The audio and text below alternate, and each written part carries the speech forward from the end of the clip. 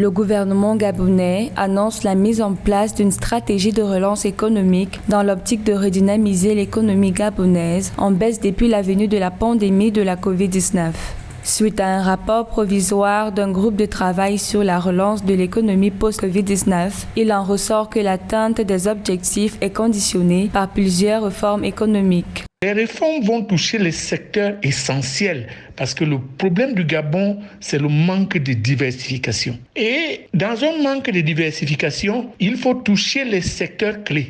Les autorités gabonaises se sont mises dans un dynamisme favorable à l'évolution des secteurs pétroliers, miniers, bois et agricoles. Pour le secteur pétrolier, la réforme vise à établir une stratégie claire d'approvisionnement du pays en produits pétroliers. Pour le secteur minier, l'État souhaite mettre en place des mesures permettant à ce secteur de bénéficier d'une diversification plus accrue, tandis que les réformes de la filière de bois visent à diversifier des partenaires commerciaux et à réduire l'exposition du pays aux risques liés à la conjoncture internationale. Une reformulation des recettes attendues du pétrole.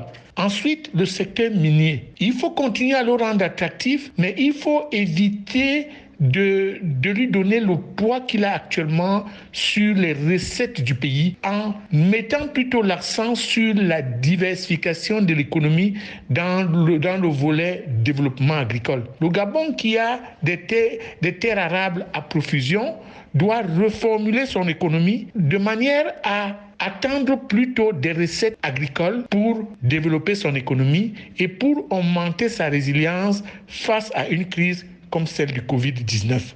Selon un rapport, les efforts consentis par le gouvernement gabonais pour booster l'économie entre 2017 et 2019 ont permis à l'économie de rebondir de 3,4% en 2019, des efforts qui ont été affectés par la pandémie de la COVID-19.